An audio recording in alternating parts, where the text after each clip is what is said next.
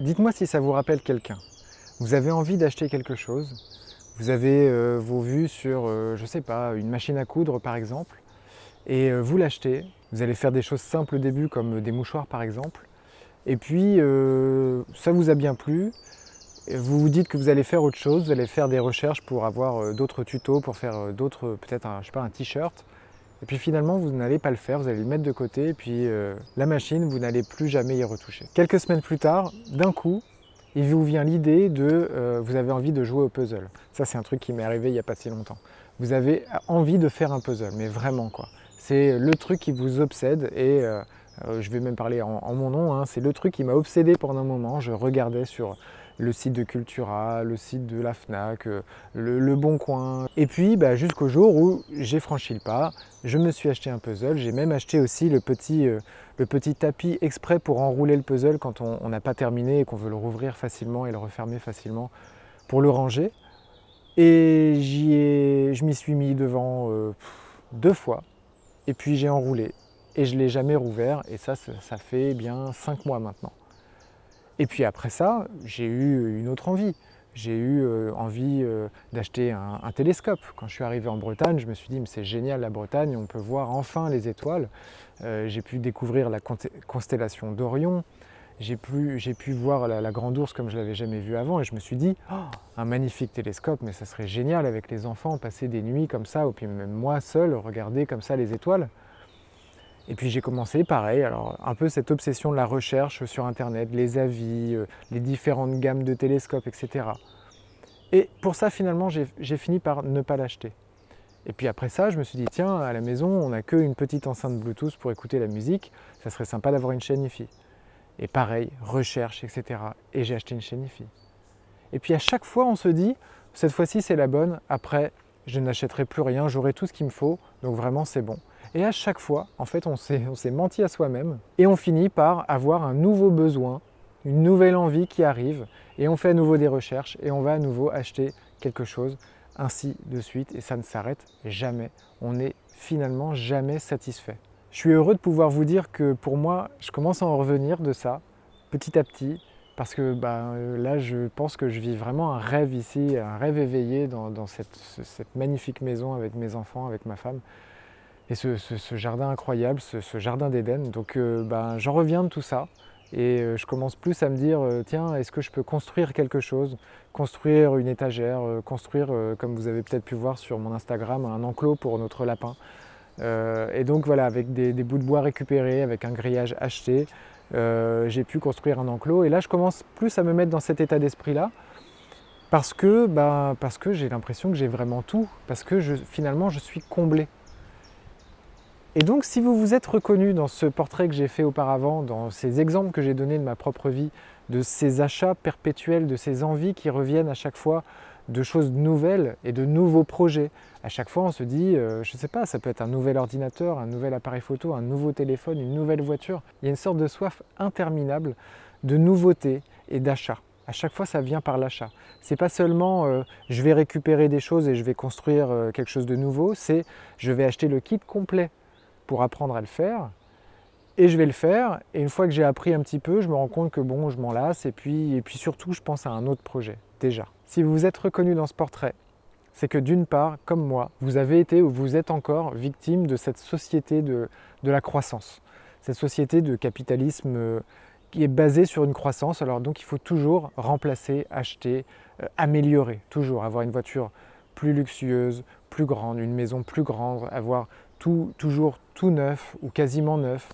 Moi j'ai discuté avec des gens qui trouvaient ça impensable d'acheter des vêtements d'occasion pour leurs enfants, qui trouvaient ça impensable d'acheter des jouets d'occasion pour Noël. Donc ça c'est la partie victime du capitalisme.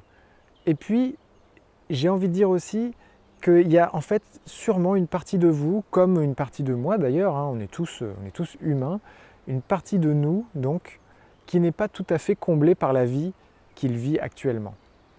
Et là, moi, j'en reviens de ça, parce que justement, je suis en ce moment plus que comblé par la vie que je vis, que ce soit du côté matériel, environnement et puis émotionnel aussi, avec ma femme et mes enfants.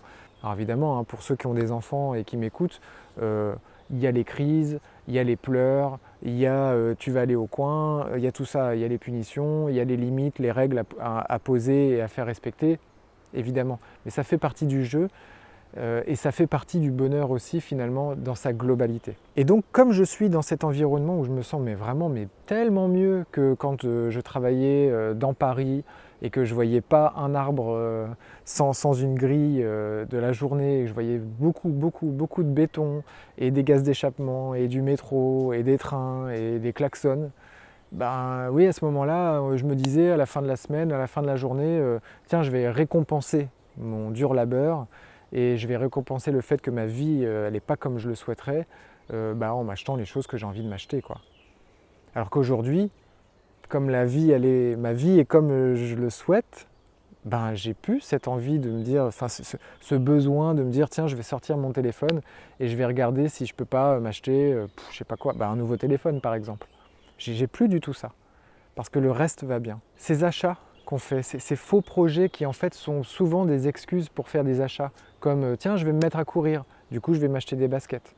Ou comme moi il y a 2 ans, tiens j'ai envie d'apprendre à jouer du piano, et au lieu de prendre des cours de piano, j'ai acheté un piano, que j'ai revendu 9 mois après. Tout ça, c'est un moyen pour nous d'éteindre la petite voix, d'éteindre les moments d'ennui qui pourraient nous faire nous rendre compte que il faudrait qu'on change les circonstances de notre vie et que c'est peut-être un gros changement et que c'est peut-être difficile, voire impossible. Mais tant qu'on n'a pas essayé, on ne peut pas savoir. On ne peut pas savoir si c'était vraiment impossible. Et tant qu'on éteint cette petite voix intérieure avec des shots de dopamine, avec des achats comme ça réguliers qui nous rendent heureux, mais pour un moment très court, quoi. C'est une petite étincelle qui s'éteint très rapidement.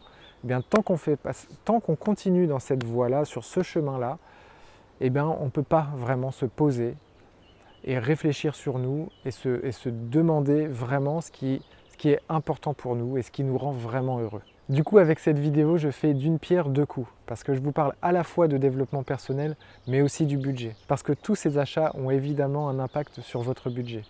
Même si on revend d'occasion, eh bien, on perd de l'argent, on perd du temps dans les magasins et surtout, on perd du temps de vie parce qu'on ne s'écoute pas. On écoute les appels du capitalisme et du marketing, on répond favorablement en achetant et on s'éloigne de plus en plus de soi-même. Raccrochez tout ça, rapprochez de vous-même, revenez en vous-même et écoutez-vous et vous verrez que ce sera peut-être plus simple pour vous de prendre des décisions dans votre vie qui vous permettront de vivre la vie que vous souhaitez vivre et pas la vie que les autres ont souhaité pour vous. J'espère que cette vidéo vous aura plu. N'hésitez pas à la liker, à vous abonner à la chaîne et à partager la vidéo. Et je vous dis à bientôt pour une nouvelle vidéo. Ciao. De soif insatiable, de soif... non, de soif insatiable, ça se dit pas. C'est que victime de votre manque et d'autres... je vais vous dire que d'une part,